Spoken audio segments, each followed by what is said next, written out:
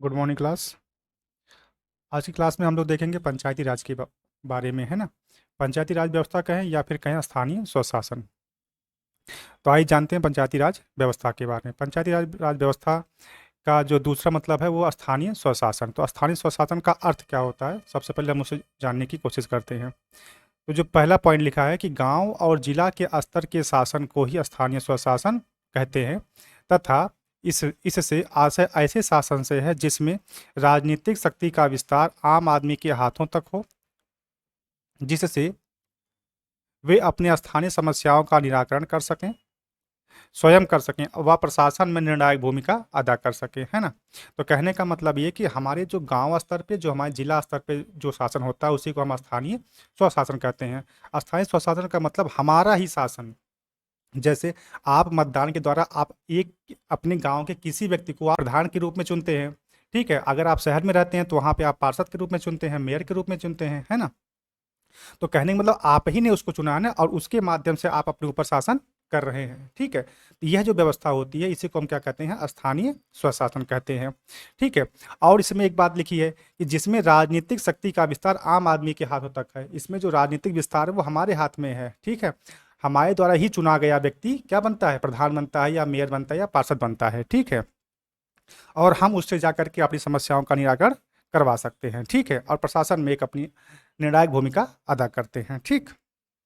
दूसरी बात है कि स्थानीय स्वशासन में विकेंद्रीकृत व्यवस्था तथा सहभागिता मूलक लोकतंत्र के आदर्श निहित है।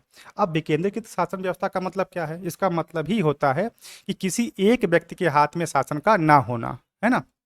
जैसे गांव से लेकर पूरे राज्य तक की बात अगर हम करें तो उसमें कई सारे स्तर पे कई सारे लोग शासन कर रहे हैं, ठीक है। तो ये जो व्यवस्था होती है उसे हम क्या कहेंगे, विकेंद्रीकृत शासन व्यवस्था कहेंगे, ठीक है। और साथ ही एक बात कही जा रही है कि सहभागिता मूलक लोकतंत्र। तो सहभागिता मूलक लोकतंत्र का मतलब है जिसमें सबकी सहभागिता हो, ठीक है, एक ऐसा लोकतंत्र, ठीक। तो यह बात आपकी रही स्थानीय स्वशासन की। चलिए अब इसके आगे बढ़ते हैं, देखते हैं भारत में स्थानीय स्वशासन का विकास कहाँ हुआ, भारत में स्थानीय स्वशासन का विकास कैसे हुआ और इसके पीछे क्या तथ्य रहे हैं, है ना। तो सबसे पहले हम बात करते हैं ऐतिहासिक पहलू की, है ना, कि आज से कुछ साल पहले हमारे देश में क्या व्यवस्थाएं रही हैं। तो जो पहली बात है वो है चोल साम्राज्य एवं विजयनगर साम्राज्य की आयंगर व्यवस्था में स्थानीय स्वशासन के बीच परिलक्षित होते हैं। मतलब जो चोल साम्राज्य था और विजयनगर साम्राज्य था तो उसमें एक व्यवस्था थी, उसका नाम था आयंगर व्यवस्था, और उसमें जो है स्थानीय स्वशासन देखे जा सकते हैं। तो कई बार एग्जाम में सवाल भी आता है कि हमारे ऐतिहासिक पहलू में अगर देखा जाए तो किस साम्राज्य में स्थानीय स्वशासन के बीच परिलक्षित होते हैं, तो उसका जवाब क्या होगा, चोल साम्राज्य और विजयनगर साम्राज्य, ठीक। सेकंड बात आती है कि 1773 के रेगुलेटिंग एक्ट के तहत गांवों के लिए जमींदार नियुक्त किए गए जो पंचायतों से स्वतंत्र एवं सरकार के प्रति जवाबदेह थे, ठीक है। तीसरी बात है लॉर्ड रिपन ने 1882 में स्थानीय स्वशासन संबंधी प्रस्ताव दिया, जिसे स्थानीय स्वशासन संस्थाओं का मैग्ना कार्टा कहा जाता है। यह पहला अवसर था जब स्थानीय स्वशासन निर्वाचित निकाय के अस्तित्व में आया, ठीक है। लॉर्ड रिपन ने 1882 में स्थानीय स्वशासन के संबंध में अपना एक प्रस्ताव दिया कि जो शासन व्यवस्था है वो एक आदमी के हाथ में ना रह करके स्थानीय लोगों के हाथ में जानी चाहिए, ठीक है। और इसका परिणाम ये हुआ कि लॉर्ड रिपन को ही स्थानीय स्वशासन का जनक माना जाने लगा, ठीक है। और ये सवाल कई बार एग्जाम में पूछा गया है कि स्थानीय स्वशासन के जनक का नाम क्या है, तो क्या नाम है, लॉर्ड रिपन है ना। नेक्स्ट पॉइंट है कि 1919 में भारत शासन अधिनियम के तहत प्रांतों में दोहरे शासन व्यवस्था की गई तथा स्थानीय स्वशासन को हस्तांतरित विषय के सूची में रखा गया। आप सब जानते हैं 1919 भारत शासन अधिनियम मतलब मांटेंगो चेम्सफोर्ड सुधार। यहाँ पर क्या बात कही गई कि प्रांतों में दोहरे शासन की व्यवस्था रखी गई, ठीक है। और उसमें जो स्थानीय स्वशासन था उसको क्या कर दिया गया, हस्तांतरित विषय की सूची में रख दिया गया। हम लोग जब पढ़ेंगे मांटेंगो चेम्सफोर्ड सुधार तो वहाँ पे इस बात पे काफ़ी चर्चा करेंगे, है ना। फिलहाल यहाँ पे देख लेते हैं कि 1919 में, ठीक है, मांटेंगो चेम्सफोर्ड सुधार के दौरान ही जो है केंद्र की शासन व्यवस्था अलग और प्रांतों में शासन व्यवस्था अलग, इस प्रकार की दो दो प्रकार के शासन व्यवस्था की बात कही गई, ठीक। चलिए नेक्स्ट पॉइंट हम लोग देखते हैं स्वतंत्रता प्राप्ति के बाद, अब स्वतंत्रता प्राप्ति के बाद स्थानीय स्वशासन के बारे में क्या बातें हैं। तो स्वतंत्रता प्राप्ति के बाद स्वतंत्रता संविधान सभा में स्थानीय स्वशासन के संबंध में दो खेमे हो गए, एक लोग वो जो इसके पक्ष में थे और दूसरे लोग वो जो इसके विरोध में थे। पक्ष में कौन था भाई, मुख्य प्रतिपादक महात्मा गांधी जी थे, और इनके समर्थन में कौन कौन थे, दादा भाई नौरोजी, राजेंद्र प्रसाद, लाला लाजपत राय और भी कुछ अन्य लोग रहे थे। ठीक है। डॉक्टर अंबेडकर साहब का क्या मत था, इन्होंने कहा कि इसके अनुसार यह स्थानीय स्वशासन सामंती पुरुषवादी व जातिवादी सामाजिक ढांचे का निर्माण करेगा। इस नाते ये क्या कर रहे थे, इसके विरोध में थे। लेकिन महात्मा गांधी जी ने क्या कहा, यह एक अच्छी व्यवस्था है और लोग ही अपने ऊपर शासन करेंगे और ये अच्छी बात रहेगी, है ना। अगर आदमी का खुद का शासन खुद पर रहेगा तो अच्छी बात रहेगी, कोई तीसरा आदमी तो उस पर हस्तक्षेप नहीं कर पाएगा। इस नाते ये इसके पक्ष में थे। ठीक है। और ये बात काफ़ी दिनों तक चलती रही। फिर लास्ट में क्या हुआ कि लास्ट में संविधान सभा ने स्थानीय स्वशासन को डीपीएसपी के अनुच्छेद 70 में शामिल कर दिया। ठीक। और अनुच्छेद 40 में यह कहा गया कि ग्राम पंचायतों का गठन किया जाए। ठीक है। हम लोग जब डीपीएसपी पढ़ेंगे तो वहाँ इस बात पे चर्चा करेंगे, है ना। फिलहाल के लिए हमें जान लेते हैं कि अनुच्छेद 40 कहता है कि राज्य जो है ग्राम पंचायतों का गठन करेगा और उसे ऐसी शक्तियां और प्राधिकार देगा जो उन्हें स्वायत्त शासन की दायित्व के रूप में कार्य करने योग्य बनाने के लिए आवश्यक होंगे, है ना। चलिए नेक्स्ट पॉइंट जानते हैं कि 2 अक्टूबर 1952 को देश के 55 विकास खंडों में सामुदायिक विकास कार्यक्रम की शुरुआत कर पंचायती राज व्यवस्था की पृष्ठभूमि तैयार की गई, है ना। ये पहला ऐसा दिन था जब देश के 55 विकास खंड का मतलब ब्लॉक स्तर, है ना। इसका मतलब क्या होता है, ब्लॉक स्तर। तो ब्लॉकों पर जो है इसकी शुरुआत की गई और 1950 से लेकर के 1992 तक चरणबद्ध प्रयासों के बाद 73वें संविधान संशोधन और 74वें संविधान संशोधन द्वारा भारत में स्थानीय स्वशासन को संवैधानिक दर्जा दे दिया गया। अब 73वां संविधान संशोधन और 74वां संविधान संशोधन क्या है, इसके बारे में हम आगे पढ़ेंगे, है ना। फिलहाल के लिए हम इतना जानते हैं कि 1950 से लेकर के 1992 तक कुछ स्टेप बाय स्टेप 73वें और 74वें संविधान संशोधन द्वारा भारत में स्थानीय स्वशासन को संवैधानिक दर्जा दे दिया गया। ठीक। चलिए नेक्स्ट पॉइंट हम लोग देखते हैं कि भारत में पंचायती राज से संबंधित कुछ प्रमुख समितियां हैं। यहाँ पे हमें एक बात याद आती है कि स्थानीय स्वशासन या पंचायती राज इतना इम्पॉर्टेंट क्यों है, क्योंकि अभी तक पिछले 30 सालों में 30 ईयर्स में यूपीएससी, यूपीपीसीएस, मध्य प्रदेश, राजस्थान, है ना, छत्तीसगढ़, झारखंड, बिहार, इन सभी राज्यों में पीसीएस में और यूपीएससी में पूछे गए जितने भी सवाल थे, अगर सबको काउंट किया जाए तो तकरीबन 200 से ज़्यादा सवाल पूछे गए सिर्फ एक टॉपिक से, है ना।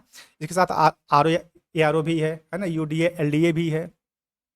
तो इन सब एग्जाम्स में अगर एक ही टॉपिक से देखा जाए तो तकरीबन 200 से ज़्यादा सवाल है, लेकिन उसमें से कुछ सवाल रिपीटेड भी हैं, है ना। तो मतलब कि उत्तर प्रदेश का सवाल बिहार में पूछ लिया गया या बिहार का सवाल राजस्थान में पूछ लिया गया, इस तरह से। तो अगर हम सबको काट भी दें तब भी तकरीबन 100 से ज़्यादा सवाल आपको फ्रेश मिल जाते हैं जो सिर्फ इसी एक टॉपिक से आता है ना। और उसमें जो है एक अच्छा टॉपिक है कि भारत में पंचायती राज से संबंधित प्रमुख समितियां, इन समितियों से भी कई बार सवाल पूछे गए हैं। ठीक है। अभी 2020 में ही एक सवाल आया था कि इन समितियों का क्रम क्या रहा है, पहले बलवंत राय मेहता समिति आई कि पहले अशोक मेहता समिति आई, है ना। इन सब का क्रम पूछ लिया था। इस नाते यह टॉपिक जो है बहुत इंपॉर्टेंट है। तो चलिए सबसे पहले जानते हैं कि कौन कौन सी समितियां थीं, उसके बाद फिर उनके बारे में डिटेल हम चर्चा आगे करेंगे। चलिए पहली समिति है बलवंत राय मेहता समिति जो कि 1957 में आई थी। दूसरी है अशोक मेहता समिति जो कि 1977-78 में आई थी। तीसरी है जीवी के राव समिति 1985 और चौथी है लक्ष्मीमल सिंधवी समिति 1986, है ना। ये 4 समितियां हमारी पंचायती राज से संबंधित हैं। तो सबसे पहली बात करते हैं बलवंत राय मेहता समिति के बारे में।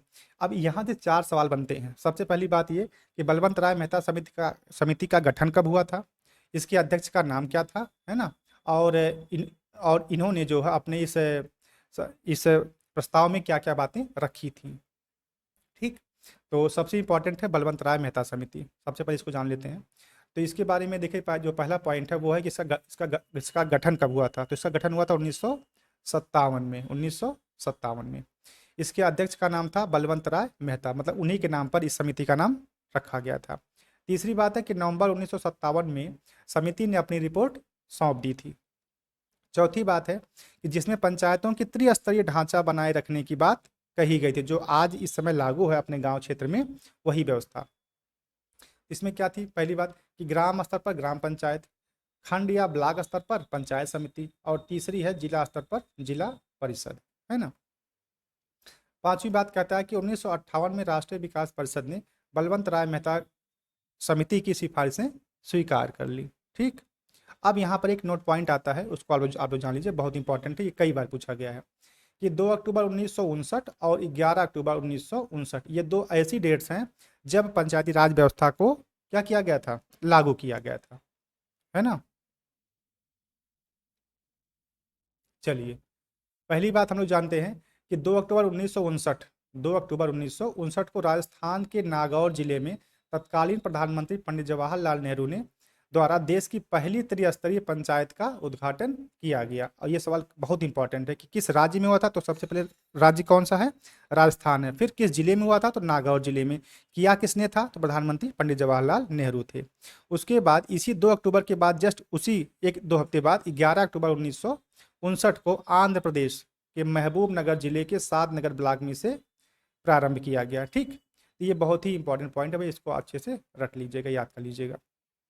ठीक है, तो बलवंत राय मेहता समिति से जो भी संबंधित जितने भी पॉइंट थे वो हमने यहाँ पे कर दिए हैं।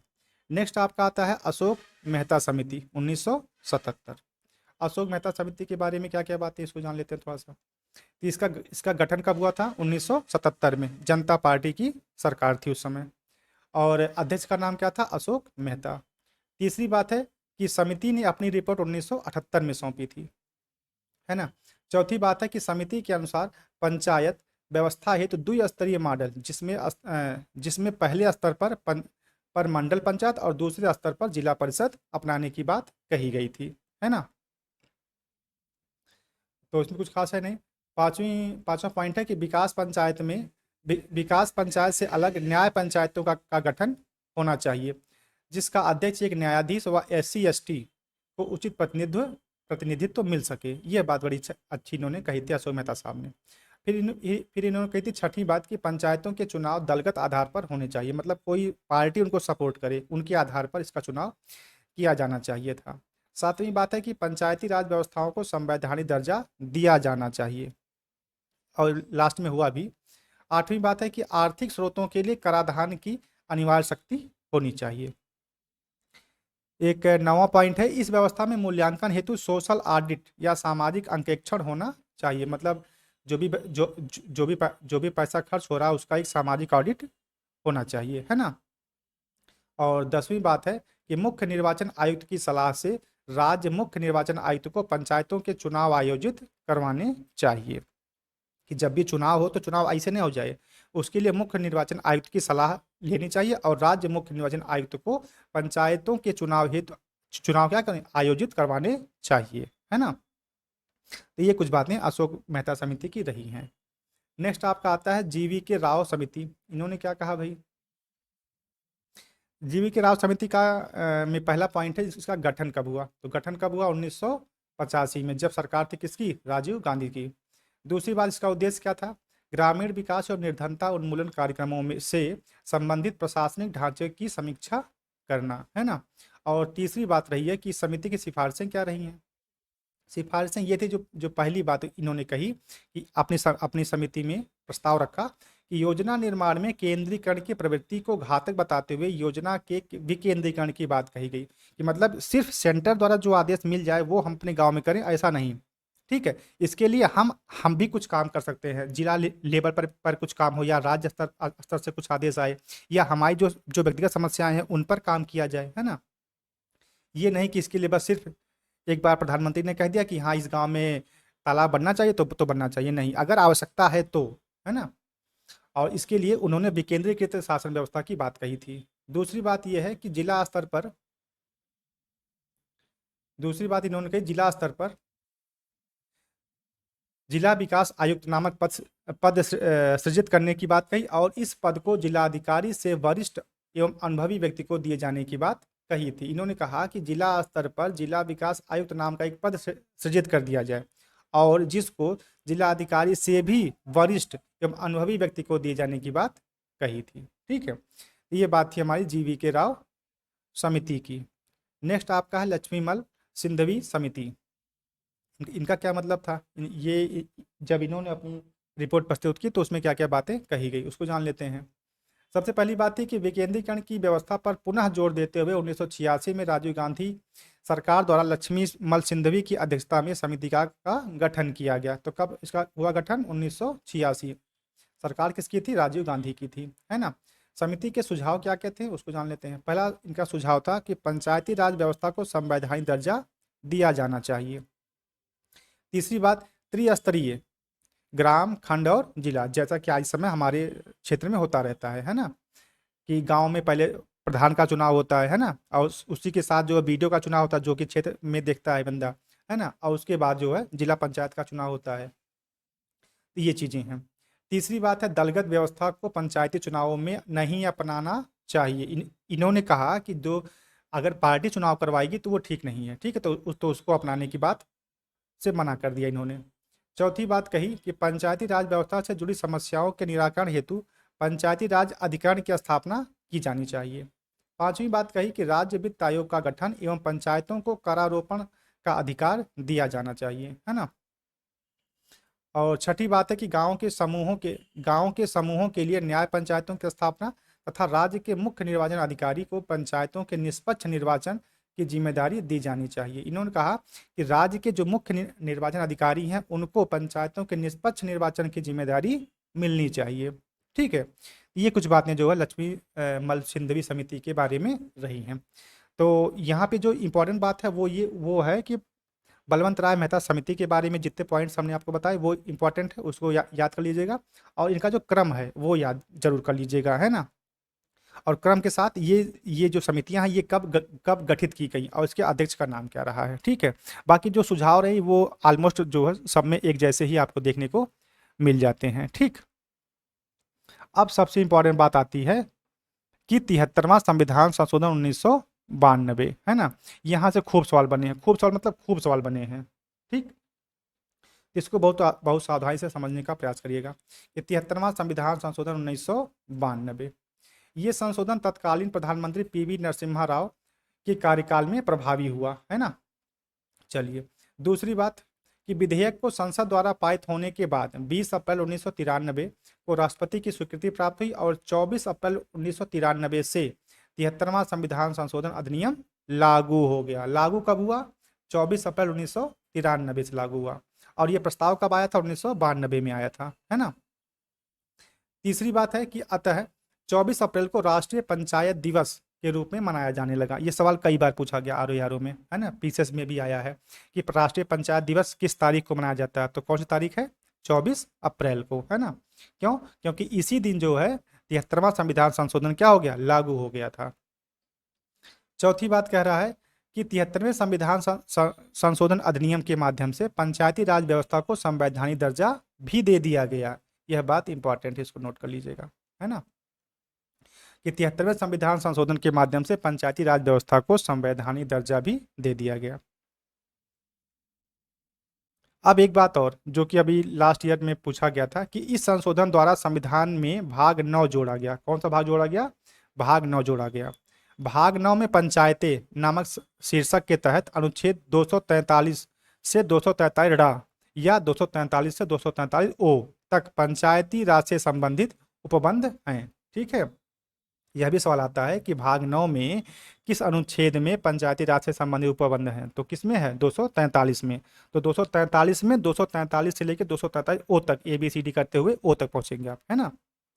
ठीक, इसके बाद अभी दो साल पहले एक सवाल आया था कि 73वें संविधान संशोधन द्वारा संविधान में 11वीं अनुसूची जोड़ी गई। यह सवाल भी पूछा गया, और इसमें कितने विषय हैं उनको भी पूछा गया। तो कितने विषय हैं, 29 विषयों की सूची की व्यवस्था की गई। ठीक है, तो ये जो 4-5 सवाल इसके बहुत इंपॉर्टेंट है कि 73वां संविधान संशोधन कब आया था और ये लागू कब हुआ था। तो लागू हुआ था 24 अप्रैल 1993 को। ठीक, दूसरी बात कि इसी तारीख को 24 अप्रैल को ही जो है राष्ट्रीय पंचायत दिवस के रूप में मनाया जाता है।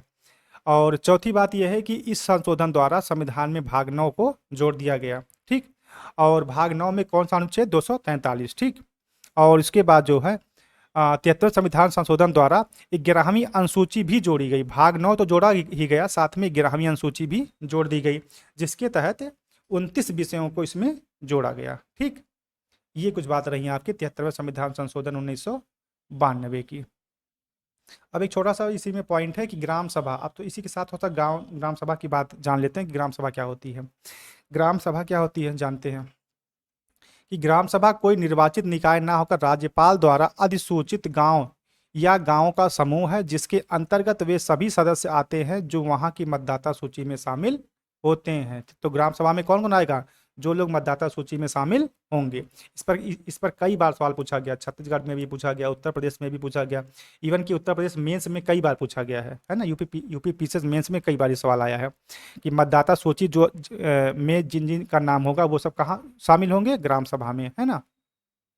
सेकंड बात है कि महिलाओं के लिए प्रत्येक पंचायत क्षेत्र में कम से कम 1/3 स्थान आरक्षित है। अब देखिए, कह रहा है कि 1/3 स्थान आरक्षित है, लेकिन सवाल में आता है कि 30% स्थान आरक्षित है, तो वो बात क्या होगी? गलत होगी। कितना है? 1/3 भाग आरक्षित है। अभी आपको जब सवाल करवाएंगे तो आगे मिलेगा, है ना। नेक्स्ट आपका है, राज्य विधानमंडल चाहे तो इस संख्या को बढ़ा सकती है मगर कम नहीं कर सकती। इस बात को ध्यान रखिएगा, कम नहीं कर सकती, है ना। नेक्स्ट आपका है, एससी व एसटी के लिए आरक्षित स्थानों में से उनके स्थानों में से कम 1/3 स्थान उसी वर्ग की महिलाओं के लिए आरक्षित होंगे। भैया 1/3 ही है, इस बात को बहुत स्पष्ट जान लीजिए। 1/3, 30% मत कहिएगा। अगर कभी एग्जाम में आता है कि 30% तो नहीं, वो सवाल क्या होगा? गलत होगा। कितना होगा? 1/3, है ना, 1/3। चौथी बात लिखिए कि वर्तमान में बिहार, उत्तराखंड, मध्य प्रदेश, हिमाचल प्रदेश आदि राज्यों में पंचायती राज व्यवस्थाओं में महिलाओं को 50% आरक्षण की बात कही है। ये कुछ विशेष राज्य है जहां पर महिलाओं की जो स्थिति थी उसको और बेहतर करने के लिए वहां के पंचायती राज संस्थानों में महिलाओं को 50% आरक्षण प्राप्त है, ठीक है। चलिए नेक्स्ट बात हम करते हैं राज्य निर्वाचन आयोग की, है ना। तो राज्य निर्वाचन आयोग के बारे में 2 पॉइंट हैं, उनको जान लेते हैं। पहला है कि प्रत्येक राज्य के लिए राज्य निर्वाचन आयोग होगा, जिसमें एक राज्य निर्वाचन आयुक्त होगा जिसको राज्यपाल द्वारा नियुक्त किया जाएगा, ठीक, पहली बात। दूसरी बात यह है कि राज्य निर्वाचन आयुक्त को उसी रीति और उन्हीं आधारों पर हटाया जा सकेगा जैसा कि उच्च न्यायालय के किसी न्यायाधीश को हटाया जाता है, ठीक है। तो ये 2 बातें जो है राज्य निर्वाचन आयोग के बारे में है। नेक्स्ट आपका होगा 73वें संविधान संशोधन के तहत कुछ अनिवार्य और विवेकाधीन उपबंध किए गए हैं, ठीक है। तो ठीक है दोस्त, आज के लिए इतना ही रखते हैं। बाकी चीज़ें अगली क्लास में करेंगे कि पहला पॉइंट ही हमारे अगली क्लास का यही रहेगा, 73वें संविधान संशोधन के तहत अनिवार्य एवं विवेकाधीन उपबंध। और उसके बाद एक बात आएगी पेशा एक्ट 1996 की, और फिर उसके बाद जो है फिर आपकी तीसरी बात हो जाएगी नगरीय स्वशासन की, और उसके बाद हम लोग चर्चा करेंगे पिछले 30 सालों के प्रीवियस ईयर पेपर की, है ना। तो ठीक है, फिर धन्यवाद, नमस्कार। आज के लिए इतना ही रखते हैं, बाकी चीज़ें कल की क्लास में।